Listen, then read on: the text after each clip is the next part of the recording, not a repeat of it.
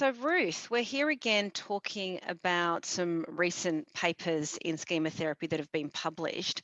And this particular paper is one on intimate partner violence that is really relevant to your work, given that you're an advanced schema therapist that provides schema therapy to couples.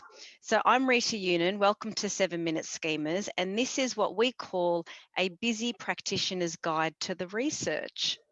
Yes, Rita, it's an area that certainly psychologists don't get a lot of training in, working with violence in couples, working with violence in individuals. It's an area I've really had to grow and learn a lot in. And I'm so pleased that you and Pam and others, and I joined in on this paper too. We did some research to actually say, is there research pointing us in the direction of schemas and how they connect both to intimate partner violence perpetration, so the person who's actually doing the violence, but also people who've been victimized in their relationship. And so we kind of really looked at the all of those different areas and looked to see, well, what does the research say?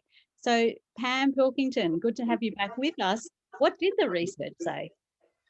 So, yeah, as you kind of touched on, Ruth, unfortunately, this is really under-researched.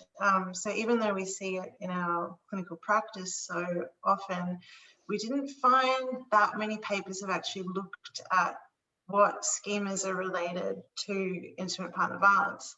So we found only 9 studies, but the findings were really interesting. So the main finding was that it's schemas in the disconnection and rejection domain that are related to victimization. So people who experience IPV are more likely to endorse schemas like emotional deprivation, social isolation, defectiveness, shame. And then the other key finding I would say is that the mistrust abuse schema, so the expectation that others will hurt us or abuse us, a sense of not being able to trust others, it was implicated in both victimization and perpetration. That's a huge thing, isn't it, for really thinking through a concept we have in schema therapy called schema chemistry.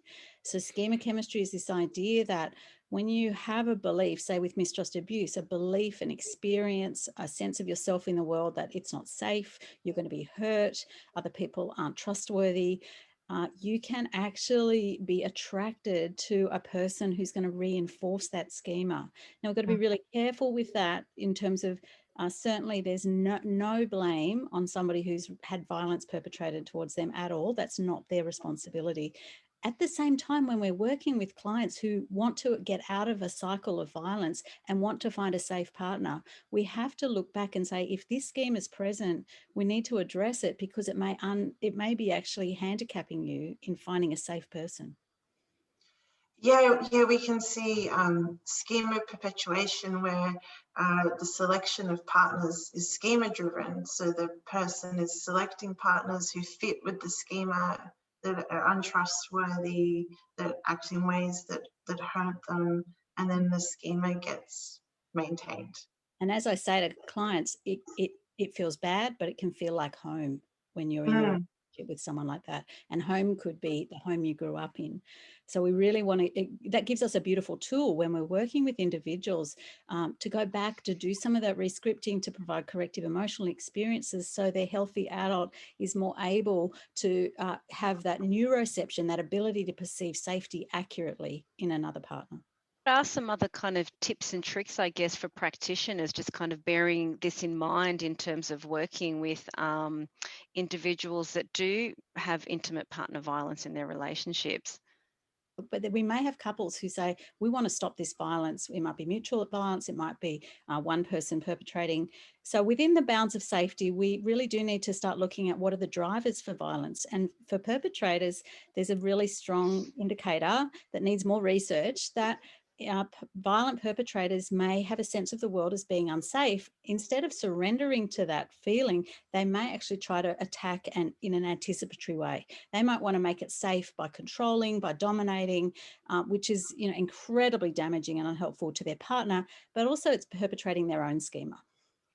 And that's really common actually in the forensic literature. When you look at some of the schema therapy forensic literature, usually, you know, individuals who have committed offending behavior have a mistrust abuse schema, but behind that is a vulnerable child that's been humiliated or shamed in some way. So even though our findings were more about the fact that there is this mistrust abuse schema, behind that is some kind of vulnerable child that has endured their own abuse in some ways, and this is how they've learned to cope. So how do we perhaps access what's behind that and create a felt sense of safety in an intimate relationship, which is the exact thing that they haven't had? And certainly I've experienced that working with people who are offending in terms of physical violence or emotional abuse patterns.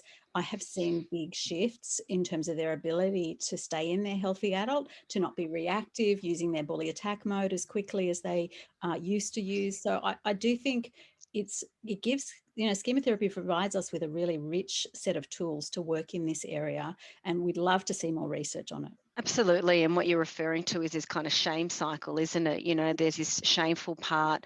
I cope by going into this overcompensatory behavior, whether it's in my relationships or offending behavior, and then I feel shamed again. And so, really kind of understanding this cycle and what mode contributes to what. Yeah, well, that's our 7 minutes. So we hope we've given you a taster for the review that Pam and Rita and I and a few others have done on this area. The link will be at the end of the video, and also links to other training opportunities.